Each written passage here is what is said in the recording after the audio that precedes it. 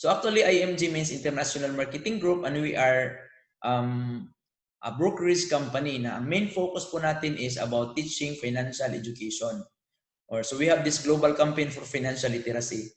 So when we say financial literacy, so tinuturo natin dito na kung paano mag-save, paano mag-invest, at paano natin i-secure, prepare ang self natin at family natin magiging secure for the future. So ang pinaka-main goal natin right now is to educate 30 million Filipinos by year 2030. And that's our financial literacy campaign. And our numbers right now, we are more than 1.8 million. So napakarami na natin. And we are 22 years na in doing this advocacy, helping and educating people. Okay, so here are some reasons why we teach financial literacy. Because number one, the role of money is changing. So as you can see, the deposit interest rate in the bank before, napakataas, no? But now, napakababa na lang. In fact, less than 1% ang interest rate ngayon. So we always give this financial wake-up call para we will not be left behind. Next is this, no? Lack of financial education. So marami sa mga Filipino ngayon na matagal na sa trabaho, malaki na sa nakita, pero walang ipon, no? Bakit nangyari? Anong dahilan? Because hindi naturuan kung paano ang tamang pag-manage at paano tamang pag-ipon sa pera. So there was a survey na ginawa last 2018. The average Filipino has financial quotient of 53%. So napakababa, no? When it comes to management, napakababa. So that survey was ginawa no last 2018 in the Citibank. Nakita din yan sa president natin, kaya ginawa niyang mandatory financial education sa mga Filipinos para magiging entrepreneur. Okay, so yun isa to sa mga dahilan. Next is that people live longer today. So this is one of the reason. Ang mga parents natin, no, umabot pa ng 90 yung iba, pero actually life expectancy last 2015, ang mga lalaki is until 69. Women is until 75. So if you look at this one, these numbers, actually 15 years na naging retired na or unemployed. So dito po tayo posibleng mahirapan kasi sa edad na yan, of course you are already retired, so wala na tayong trabaho. So ang tanong dito, kung prepared ka ba mag-retire? Meron ka bang ginawa ngayon para pag mag-retire ka, at least hindi ka mahirapan? Kasi maraming nag-retire na nagkaroon ng retirement crisis. Hindi lang isa, marami, no? Thousands of people na nag-retire. Nung nag-retire sila, marami pang sakit. O 'di ba? Pag edad mo ng 75, alam mo ba na pag dumating ka na sa puntong 85, actually marami tayong sakit. So sabi nila mag-reunion na daw ang sakit natin. Marami tayong high blood, may high blood tayo, may arthritis tayo. So posible yang mangyari sa iyo. So mayroon namang programs na ginawa ngayon, ginawa sa government natin, may PhilHealth, may SSS, but we all know that the process of these programs limited. In fact, may mga kilala tayo na mga SSS pensioner pero hindi pa rin sapat ang pensyon po nila. Kaya ang ginawa nila, nag-request po sila sa SSS or sa government natin na sana i-increase ang pension po nila. Pero ganun lang talaga ang pwedeng i-provide sa SSS. So marami talaga tayong sakit. Kaya ngayon, kailangan mo matuto kung paano ma-manage para makapag-prepare tayo, especially during old age. Kasi darating ang time na mag-retire ka, paano ka kung tumanda ka na wala kang ipon. So number 4, because of the high cost of living. So ang presyo ng mga bilihin ngayon nag-increase, no? Maraming lahat ng mga bilihin ngayon nag-increase. And this is one of the reason. Many people have difficulty in saving money for their future needs. Bakit tumaas ang presyo ng mga bilihin? Ito, hindi talaga natin mapigilan sa inflation. So we can control this one kasi nasa government natin to, di ba? So parang hindi talaga maiwasan yan. Now, ang salary natin until now, ganun pa rin, walang pagbabago. So kaya maraming mga nagtrabaho ngayon, mga employed, nagtatrabaho pero ganito ang nangyari, baon sa utang. So, ganito din po ako dati when I was still employed sa DepEd, baon sa utang din. So, yun, hindi talaga maiwasan. Sabi ni Robert Kiyosaki, he said that money without financial intelligence is money soon gone. So, yun ang importante talaga na matuto tayo para hindi masayang or hindi mapunta sa wala ang pinaghirapan natin. So, this evening, I will be sharing, isa sa mga pag-usapan natin ngayon is about the basic of stock market and mutual funds investing. So, if you want to build long-term investment, first, you need to understand how money works. So, dapat alam mo kung paano gumalaw ang pera mo. So, there are two types of income. So, first, active income. So, this is an income from your direct labor. So, kailangan mo itong pagtrabahoan para meron kang income. So, kailangan mong kumayo dito para meron kang kita, no? So, ngayon, meron kang trabaho. So, mayroon kang salary. Ang mga doktor, kinuha nila ang income nila sa patient. Ang lawyer, meron silang client. Ang OFW and seafarer, nag-rely po sila sa contract. So, the minute mawala ang contract, matapos ang contract, uwi sa Philippines, walang savings, walang income. So, active income siya. Now, ang iba, yung agent, meron silang commission. So, these are the source of income na talagang, for me, is not enough na meron kang active income. Second type of income is passive. So, passive income is an income keeps coming even if you're not working. Like, you can see here below, nakahiga lang siya sa bed, pero meron siyang pera. Kasi, you stop working, your income continues. So, interest income from investments like mutual funds, stocks, bonds, long-term healthcare. Ang iba, meron silang royalty income, like meron silang business. Then, ang iba rin, meron din silang rentals income. Yung mga may pinaupahan sila na building or yung mga boarding house. So, parang gano'n, no? Passive income. So, itong income na to, makakapag-relax ka kasi hindi ka nagtrabaho. Ang pera na ang nagtrabaho for you. So, do not work hard for the money. Let your money work for you kasi mas maganda pag ang pera ang nagtatrabaho para sa iyo. No? How do we make money work for us? So, si Albert Einstein may na-discover sa formula, Rule of 72, the power of compounding interest.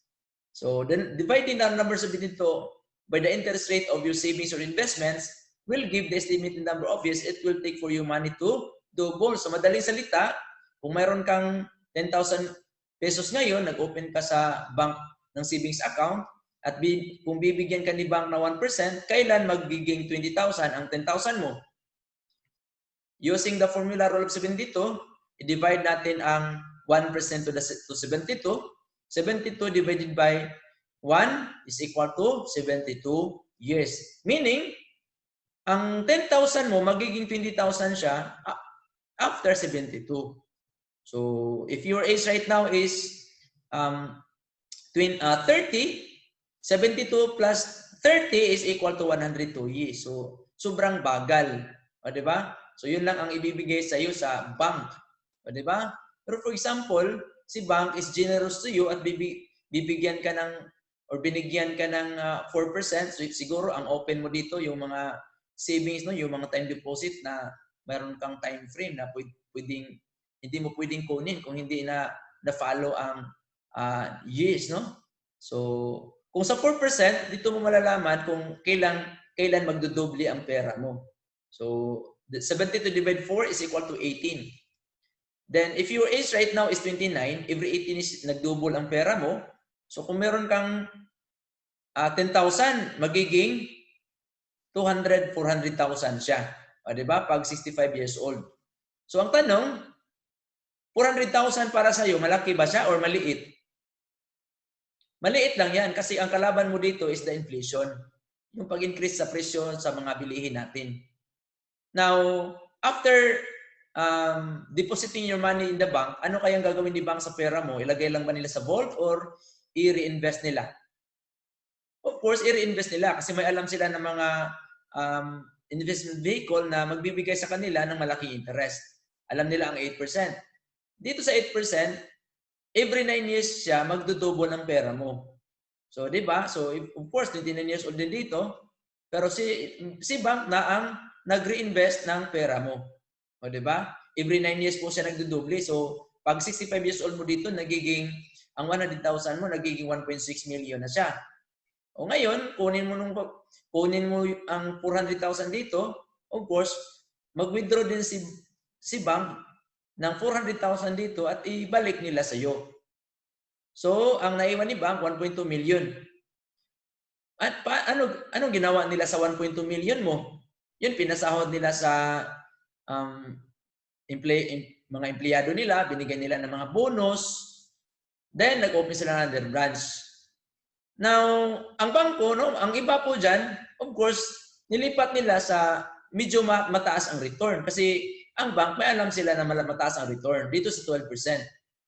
Kung dito ang pera mo na invest, ganito ang mangyayari. Kung ang edad mo is 29, 100,000 pera mo, ang pera mo pag 65 years old dito, nagiging 6.4 million. Kukunin mo dito ang 400,000 sa bank.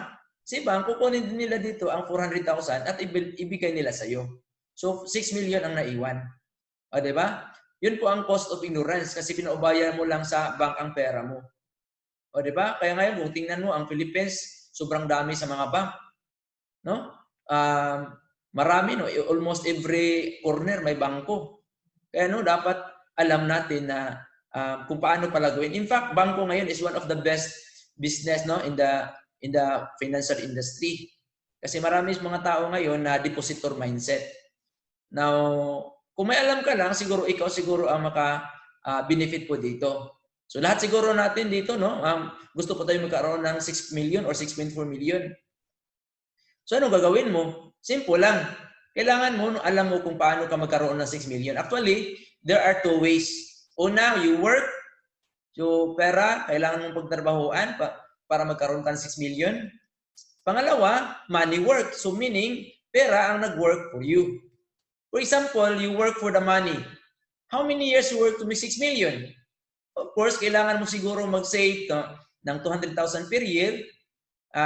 Magtrabaho ka for 30 years at magkaroon ka ng 6 million.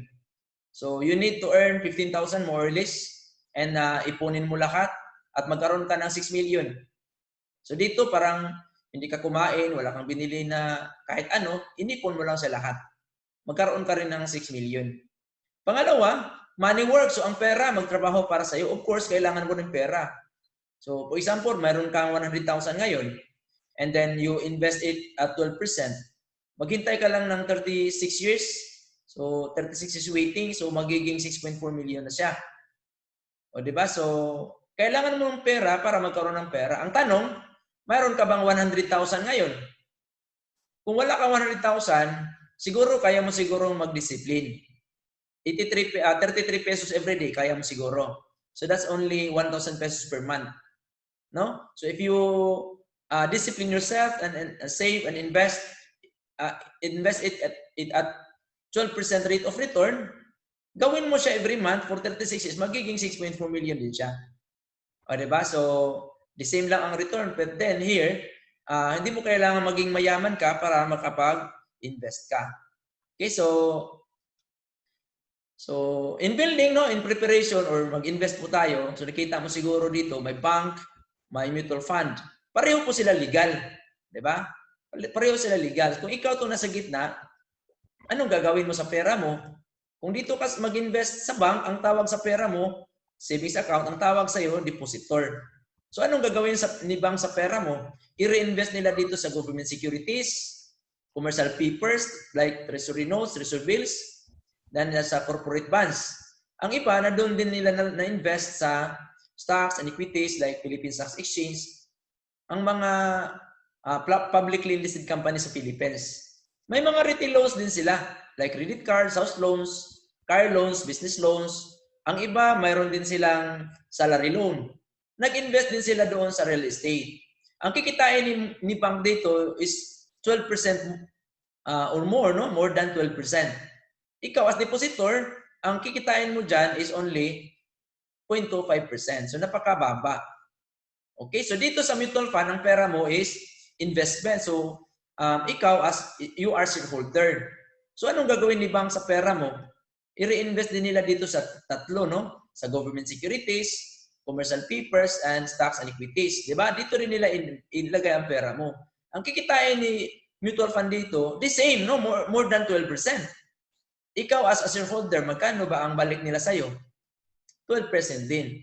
O, di ba? So, the same lang, di ba? Walang pagkakaiba. O kaya, kung mag-invest ka, for example, mag-invest ka ng 1,000 pesos ngayon. So, tapos dito mo siya malagay or ma-invest at 4%, hindi ka talaga mag-expect na pag 30 years from now, magiging 1 million yan. So, kaya dapat alam mo kung saan mo ilagay ang pera mo. And then, alam mo rin kung magkano yung goal mo. For example, 1,000 pesos ang i-invest mo. Dito mo siya ilagay sa 12%, gagawin mo siya for 30 years, magiging 3 million yan. So, if you continue to invest 1,000 pesos per month, ginawa mo siya for 35 years, magiging 5.8 million siya. Meaning, hindi mo kailangang millions o thousands of money para magiging millionaire ka pagtanda mo. Kailangan mo lang dito regular, constant, then you have enough time to invest. O, di ba? So, ang tanong ko sa inyo ngayon, if you are an OFW, 1,000 lang ba ang kaya mo para i-invest mo, para sa future mo? Siguro, kaya mo siguro mag-invest 5,000 per month para sa goal mo. Kung dito mo siya ma-invest at 12% at ginawa mo siya for 10 years, magiging 1 million siya. 1.1 million. O siguro 10 years from now, kung may anak ka na magka-college, pwede mo siyang kunin para pangbayad ng tuition fee. Or meron kang ibang option. Pwede kang magnegosyo or pwede kang mag-create ng sari-sari store. Di ba? Parang ganun. So, importante na meron kang enough time. Di ba? Kasi pag wala kang calculation dito, hindi mo siya kinumpute. So, parang naglalakad ka sa isang daan na hindi mo alam kung saan ka pupunta. So, importante meron kang goal. So, magkano ba ang gusto mo? So, kasi kung hindi po clear ang goal mo, parang mahirap sa iyo na ma-achieve po 'yon ang mga pangarap mo kasi wala kang target. But remember, the higher the yield, the higher the risk. Know your risk tolerance. The best way to reduce the risk if you want to invest in mutual fund in stock market is to invest in mutual funds. So there are 3 types of mutual funds. First, bond funds. This is conservative. Capital preservation, 4% to 6% per annum. A bond fund is a low-risk type of mutual fund that invests mostly in fixed income instruments such as government securities and corporate bonds. So this is short-term, 1 year to 2 years lang, pwede mo nang kunin ang pera mo. Second, balance funds. This is moderate and capital growth is 12 to 15% per annum. So this is moderate type of mutual funds that invest in combinations of equities and stocks and fixed income instruments. So dito sa government securities and blue chips companies. So that is why this is medium term, 3 years or 5 years, pwedeng kunin ang pera mo. Third is stock funds. This is aggressive. Capital appreciation is 15% to 18% per annum. So dito, hindi nakasali dito ang government. So kaya ang tawag dito aggressive type of mutual funds. So ang funds na invest mostly in shares or stocks of corporation. So it is long term. So 5 years or more, pwede mo nang kunin ang pera mo. So dito siya sa blue chips companies. There are 3 scenarios. So scenario 1, scenarios in investing in mutual funds. Scenario 1, price of stocks, prices. So like this graph. Scenario 2, so price of stocks drops and gains back. So parang bumaba siya, tapos nakabalik po siya. Third scenario, price of stocks drops and rises slowly. So if you look at the graph, pataas po siya or pababa, pero unti-unti tumaas din siya. Let's say in scenario 1, let's say you have 1,000 pesos per month to invest. Okay, so let's say in the first month, 10 pesos per share ang mutual fund. Ang fund mo dito is 1,000 pesos. 1,000 divided by 10 is equal to 100 shares. So nakabili ka ng 100 shares. Yun, parang paper asset mo na din siya. Next month, tumaas ng 12. So 1,000 divided 12 is equal to 83.33 shares. Ito po yung nabili mong shares. Next month, tumaas po siya ng 14. 1,000 divided 14 is equal to 71.43. Then, next month, nagiging 16. So, 1,000 divided 16 is 62.50. Then, the next month is 18. 1,000 divided 18 is equal to 55.55 shares.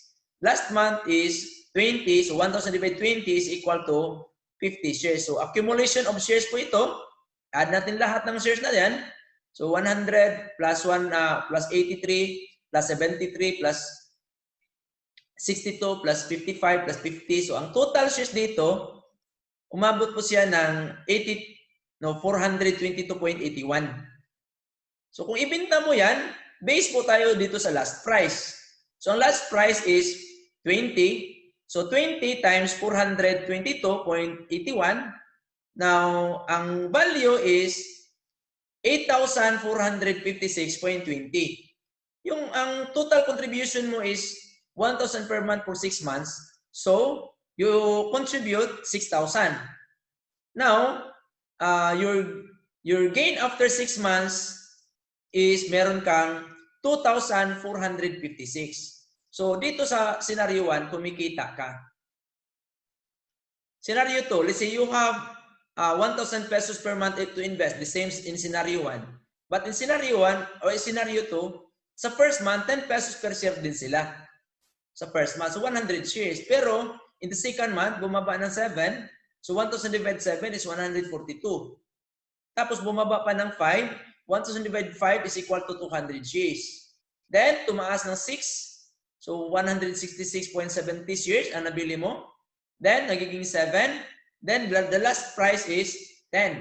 So 100 shares ang nabili mo shares. So again, accumulation, i-add natin 100 plus 142. Then the total shares is 852.50. Now again, the last price is 10 pesos. So 852.50 times 10. So your total value is 8,525 pesos. Total contribution for 6 months, 6,000. So your gain after 6 months, mayroon kang 2,525. So kumikita ka pa rin sa scenario 2. How about in scenario 3? So let's say the same amount, 1,000 pesos per month to invest. In scenario 3, dito bumaba po siya. So sa first month, 10 pesos per share pa rin. 1,000 divided 10 is equal to 100. But then, the second month, bumaba ng or bumagsak ng 4. So 1,000 divided 4 is 250 shares. Bumagsak pa siya ng 2 pesos. So 1,000 divide 2 is 500. Then, bumaba pa siya ng 1 peso. So 1,000 divided 1 peso is 1,000 shares. Then, naka-recover po ang market. Nagiging 2. So 500 shares na nabili mo. Then, the last price is 5 pesos. So again, i-total natin, i-accumulate lahat ng mga shares dito. So the total shares is 2,550. Again, the last price is 5 pesos. So para malalaman mo dito kung magkano ang value dyan, kung ibenta mo siya, so i-multiply natin 2,550 times 5. So yung total value is 12,750. Contribution mo dito is 6,000. So your gain after 6 months, mayroon kang 6,750. O dito, kumikita ka pa rin dito sa scenario 3. O di ba? Kahit anong scenario, may kita tayo, di ba? Pero dito sa scenario 3, mas malaki ang kita mo. O di ba? Kaya kung tingnan mo ngayon, kung i-relate mo ngayon ang panahon ngayon, mas maganda dito, nasa scenario 3 po tayo. O di ba? So, ang mutual fund is the secret of the wealthy. Kaya dapat alam mo kung paano gumalaw ang pera dito sa mutual funds. So, tingnan mo dito sa Philippine Stock Exchange Index. So, every time may crisis, may bumaba ang shares. Like, time ni Marcos, may people power, bumaba ang shares. Then, may kudita, bumaba naman. But the history, tumaas. So, ibig sabihin, paulit-ulit, bumaba, tumaas, parang ganun. Every time may crisis, mababa ang market. May isang financial crisis, may isang revolution, may global financial crisis. But if you look at the graph, the arrow is increasing. No? So kaya dapat alam mo ang strategy. Alam mo kung kailan ka mag-invest at hindi kailan mag-invest. So buy and hold strategy. Bili ka lang ng bili at huwag mong ibenta. So long term. So peso cost averaging. So mutual fund stocks and equities is pulled money from different investors. So kaya ang tawag po dyan is aggressive in capital growth. So this is the workflow of mutual funds. So this is the investor. So investor pours money with fund house. So ang fund house, nag-gather siya ng maraming pera, mag-appoint po siya ng fund manager. So fund manager is the expert. Siya ang bumibili ng share dito sa Pure Gold, sa BDO, sa Jollibee. O, siya po yung expert po dito. So ang role mo dito, or ang role mo lang is to invest or to put your money in the mutual fund, in the fund house. So si fund manager na pong bahala. So of course, fund manager invest in securities like stocks, bonds, and it will generate returns, of course. And lahat ng returns mapupunta sa investor. O di ba? Yung nakagandahan dito sa sa mutual funds. Ang bangko, mayroon din silang mutual fund. So kung doon mo nilagay ang pera mo sa bank, si bangko is also an investor. So of course, the same lang ang flow. Mayroon din silang fund manager. And then, ang pera mo, ang bangko ang nag-invest, so si bangko ang naka-benefit. So as simple as that. So, dito na makikita natin sa balita, no? From Philippine Daily Inquirer, SSS invest 3 billion in mutual funds. Anong company? PhilEquity. O dito siya nag-invest. Ibig sabihin, ang SSS nag-invest dito, so ibig sabihin, pwede ka rin mag-invest. So, ang contribution mo dito sa SSS, sa pension mo, dito mo, siguro, kasali dito sa 3 billion ang pera mo. So, kung pwede ka mag-invest dito sa PhilEquity, doon gawin mo na lang. So, kaya, yun ang advantage dito. Maraming advantages kung mag-invest po tayo in mutual funds. Una, it is professionally managed. So, sabi ko kanina, mayroon tayong professional fund manager. Siya po yung nag-manage ng funds natin. So, pangalawa, it is very liquid. So, kailangan mo if ever you need money, you can withdraw your funds, no? 4 days to 5 days, pwede mo na makuha ang pera mo. So, yun to po yung advantage. Ang iba dyan, nung walang alam dito, of course, katulad ko before, nag-invest po ako sa, tawag dyan, nag-invest po ako sa solid. Nagpatayo po ako ng bahay at lupa, o bili po ako ng bahay at lupa. At ganoon din ang ginawa sa iba, kasi yun ang common. So, kaya lang, kung ang investment mo is solid, kung kailangan mo ng pera, hindi mo mabilis or madali ibenta ang lupa mo kasi kailangan mo buyer. So, malulugi ka kung ibenta mo siya ng mura, di ba? At paano kung emergency, di wala kang choice. Ibenta mo na lang. No? Parang ganun. So, dito sa mutual fund, liquid po siya. So, mabilis mo lang siyang kunin ang pera mo kung kailangan mo. And it is low initial investment requirements. Ibig sabihin, hindi mo kailangan millions. Kung mayroon ka lang 1,000 pesos, makapag-start ka na kaagad. So, very low initial investment. Then it is very transparent. If gusto mo siyang tingnan everyday, you can check. Okay, so transparent po siya. And it is diversified. Ibig sabihin, so ang mutual fund kasi naniniwala sa kasabihan na do not put all eggs in one basket. Kasi pag bumagsak ang basket mo, basag rin lahat ng itlog. So kaya dito sa mutual fund, diversification. So, some of your money napupunta doon sa SM, napupunta sa Ayala, sa BDO. So, parang ganun. Now, diversification siya. Ito maganda. It is forever zero source load or entry fee. So, walang charges kung mag-invest ka sa mutual funds, especially mutual funds na provider sa IMG.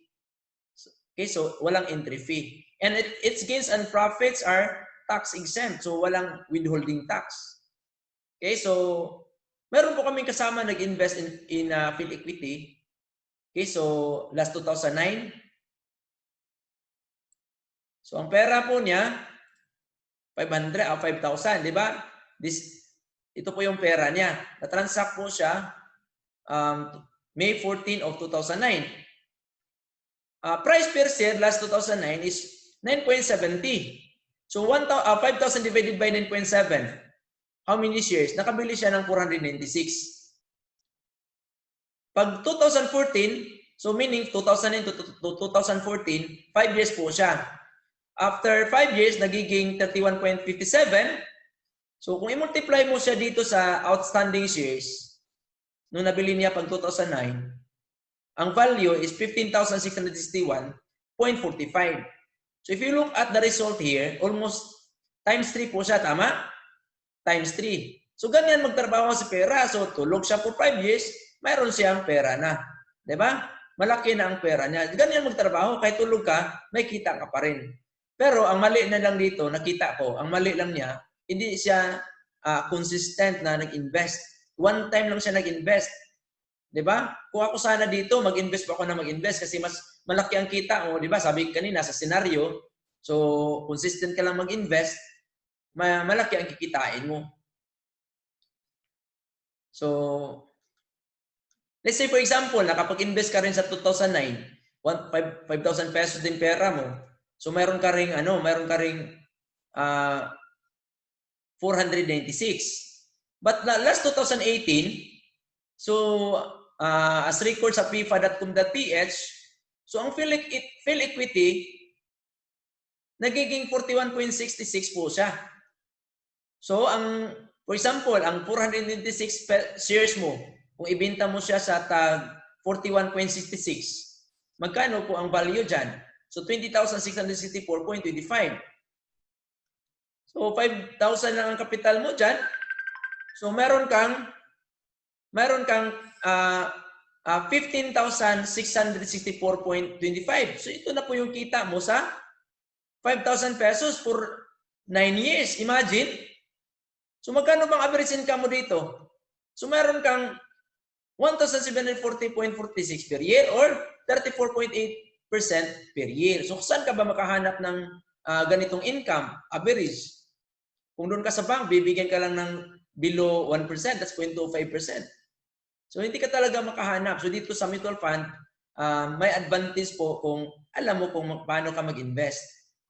So sa IMG, we have mutual funds and stock market, no? So ito po yung mga access natin. So actually, IMG, sabi ko kanina, we are brokerage company, one of the biggest brokers sa Philippines, sa financial industry. And then we have benefits. Right now, we have 35 benefits. Pero ang pag-usapan lang natin ngayon is number 18 and number 19. So ano ba yung number 18? This is exclusive to IMG members, the free investment seminars. So pwede ka maka-attend sa mga seminars natin. No, if you are a member, you can attend workshops. So lahat ng mga seminars dito, walang bayad. So ito ang pinakamaganda. The minute you apply, mag-invest po tayo, wala kang bayad or zero entry fee. Sa iba dyan, alam mo ba kung magkano ang charges po nila or entry fee? 2% to 3%. So ibig sabihin, kung mayroon kang 100,000, nag-invest ka ng 100,000 ngayon, magkano ba ang 3% sa 100,000? 3,000. So kung isang beses ka lang mag-invest, siguro hindi mo sa ma-feel. Pero kung every month or consistent ka mag-invest, malaki na ang kawalan sa pera mo. So but here in IMG, we have the mutual fund providers, we have Sun Life, we have FAMI, we have Philem Asset Management, Phil Equity, Atram, Soldivo. So these are the companies na wala po tayong entry fee kung mag-invest po tayo dito. Meron pa tayong fund manager, di ba? So this is one of the advantage, no, sa kung dito tayo sa mutual fund mag-invest na provided sa IMG. Marami namang mga mutual fund companies somewhere out there. Pero yun nga lang, magbayad ka kung mag-invest ka doon. So dito walang bayad, mayroon ka pang libre na trainings. At matutunan mo talaga kung paano ka mag-invest. But dito sa number 9, the company will give you access to a stocks online trading platform with free investment guidance, analysis, and updates. Ano ibig sabihin dito? So parang ikaw ang bumibili ng share ni Jollibee, ni Ayala, ni SM. So kung magaling ka sa pagbili ng shares, mayroon ka na experience, pwede mo rin gawin yan. Pero too risky po siya. Posible kang malugi kasi Kung bago ka pa sa pag-i-invest, parang at the same lang yan kung meron kang bagong kutsi o bagong car, tapos new ka pa sa driving, posible kang mabangka or ma-crash. The same din dito sa pag-invest kasi nagbabay and sell ka dito, so parang gambling din siya. So kung hindi ka marunong, so hindi ka expert po dito, posibleng malugi tayo. Kaya ang advice ko, focus lang po tayo dito sa number 18. So ito kasi ang ginagawa ko, hindi po ako sumubok dito kasi ano bang alam ko sa pag-buy and sell. In fact, I'm a teacher, so wala pong alam sa mga company, no?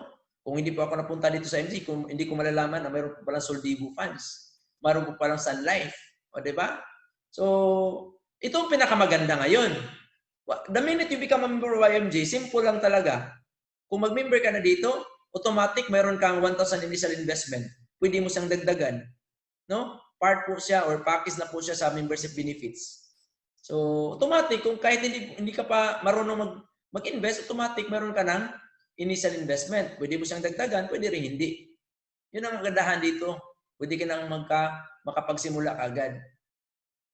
So, do you know that even if you have 1,000 pesos, pwede ka nang makapag-start dito, makabili na ng shares dito. Yun nga lang, indirect. Kasi pag ginawa mong direct, tapos ang pera mo 1,000 pesos lang, so maubos ang oras mo, kailan ka pa magiging mayaman dyan? Wala kang ibang gagawin, kundi magbabay and sale ka, tapos ang pera mo 1,000 pesos lang. Dito ka na lang sa indirect. Kasi pag indirect, some of your money mapupunta doon sa Jollibee, mapupunta dito sa San Miguel Beer, mapupunta dito sa BDO. So some of your money. O, di ba? So, dina-diversify po nila. Di ba? Now, gusto mong dagdagan, pwede ka mag-add dito. So kung ang goal mo is long term, mag-invest ka ng maraming beses para at least ma-fail mo or makikita mo kung paano gumalaw po siya. Kasi mag-add lang po tayo dito na mag-add. Now, ito pinakamagandang investment ngayon si Jollibee. O, sa Jollibee, we can access that sa mutual funds or stock market. But actually, there are two ways to invest in Jollibee. First, you become a franchisee and invest more or less 30 million. To open one branch. If you have 30 million right now, edi pwede kang mag-franchisee. But if you don't have 30 million right now, pwede ka sa number 2, become a shareholder in the stock market or mutual funds. You only need 1,000 minimum for initial investment. The question is, how much do you have right now? Diba? Kung tingnan mo si Jollibee, last 2010, 52.50. 2013, 109 shares. Per share. 2016, 205 na sila. 2019, 216. Meaning, if you invest 100,000 dito sa 2010, nagiging 200,000 na siya pag 2014 o 2013 kasi nagdudoble na ang price. Pag 2013, kung naka-invest ka dito, 200,000, hindi mayroon ka na rin 400,000 dito. What if ang na-invest mo dito, 1 million? Hindi pag 2013, nagiging 2 million siya. O, di ba? Kaya kung tingnan mo, pag 2020, this year, bumaba ang price ni Jollibee kasi may pandemic. Pero hindi po ibig sabihin na si Jollibee mababankrupt na. O, di ba? Alam mo ba kung kailan mangyayari ang rest ko dito? Ang rest? Ang rest, hindi po dito nung bumaba ang share ni Jollibee. Ang rest dito, nung tumaas ang presyo ni Jollibee, hindi ka naka-invest dito sa mababa, yun ang rest. Hindi ka kasali. Hindi ka kumita. Di ba doon ang rest? Kaya ngayon, bidang-bida ang mga shareholders, lalo na kapag nakapag-invest ka ngayon, bumaba ang Jollibee shares. Di ba? Now, ang tinuturo namin dito sa IMG, kailangan mo malaman ang mga priority natin or priority mo. So, kailangan mo ma-build, no? So, this is one of the benefit na natutunan ko dito sa IMG. So, you need to build a solid financial foundation. So in building a solid financial foundation, you need to, it's like building a house. You must build it from the ground up. Build it right and build it strong. So this is the solid financial foundation mo. So first, mag-start po tayo dito sa pinakamababa. Dapat mayroon tayong healthcare. Actually, there are two types of healthcare. May short term, may long term. So ano ba yung short term? Short term yung healthcare sa company mo. Kung wala ka na sa company mo, wala na ka na ring healthcare.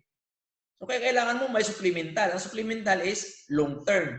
Kasi ang long-term healthcare is healthcare po siya na ikaw ang policy owner.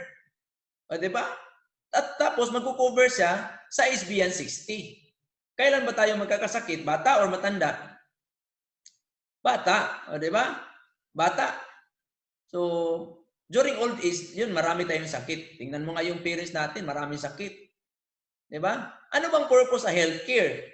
So, purpose po dito is to protect your investment. Yun talaga ang purpose dito para, kasi pag magkasakit ka, tapos may investment ka, wala kang healthcare, mauubos din ang investment mo. Yun ang purpose dito. So, ang goal natin dito sa MG is we educate people na at least makita ang kahalagaan ng healthcare.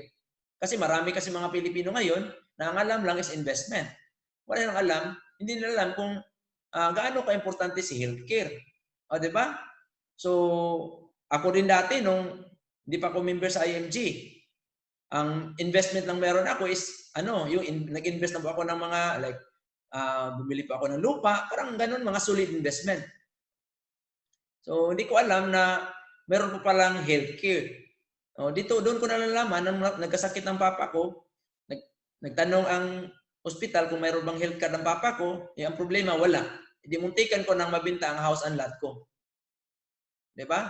So doon po ako na-trouble sa pera. Second, dapat meron kang protection sa life. Life insurance. Kasi, for example, consider yourself as a money machine. Ikaw ang nag-provide sa needs ng pamilya mo. Paano kung kinuha ka ni Lord? Tapos meron kang 2 anak, 3 anak, 1 asawa. Paano kung kinuha, nangyari sa'yo? Anong gusto mong iiwan sa pamilya mo? Malaking pera or malaking utang? Of course, gusto natin malaking pera. Paano kung hindi ka bumili ng insurance?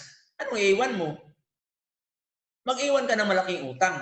Kaya dito sa IMG, tama talaga itunuturo natin dito. Ang purpose po ng life insurance, para kung sakali kunin ka ni Lord, ngayon, tawagin ka niya, meron kang enough money, let's say meron kang 5 million insurance na binili ngayon, yan ang iiwan mo sa family mo. So kaya tanungin mo sarili mo, do you love your family? If you love your family, buy insurance. Kasi yun ang mag-protect sa pamilya mo in case of sudden death. Just in case kunin ka ni Lord.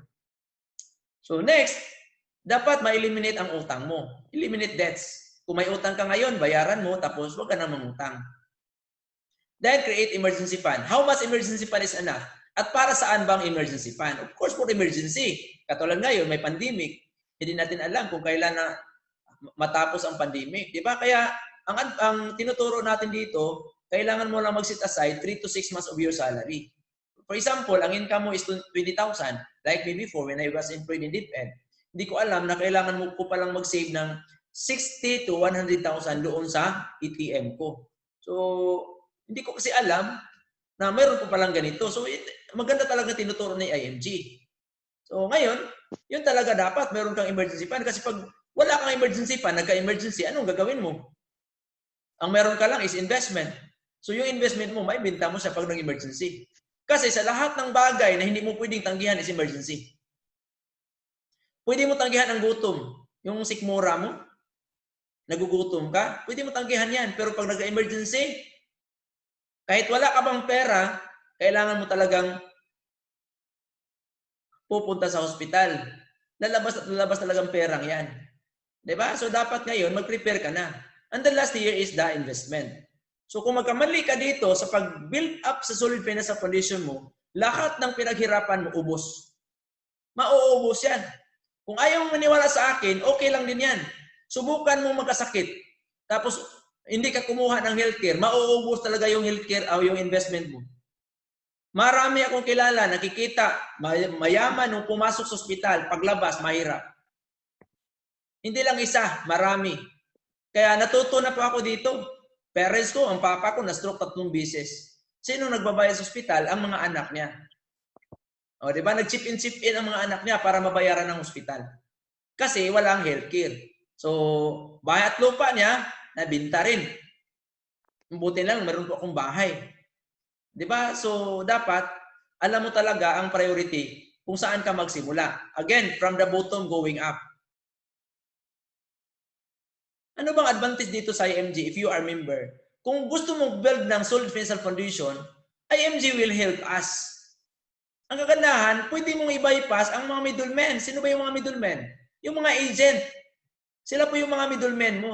So if ikaw to, gamitin mo yung membership benefits mo sa IMG, mag-invest ka sa investments, mutual funds, mag-invest ka sa insurance, sa healthcare, sa real estate, tatanggalin yung middlemen, of course, you can enjoy discounts.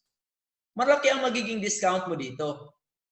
Another, ito pinakamaganda kasi we educate here, natuto tayo, so you become your own money manager. Outside IMG, kung ikaw to, gusto ko mag-invest dito sa Sun Life, pwede ka bang makadiretso dito? Hindi, kasi dumaan ka pa sa broker or agent or bangko. So, bank, agent, broker will earn commissions. Subukan mong mamasyal sa SM, merong mga agent doon. So, tanungin ka lang kung meron ka bang ATM. Pag binigay mo ATM mo, kinabukasan, may charge na yung pera mo. Meron ka na palang plan.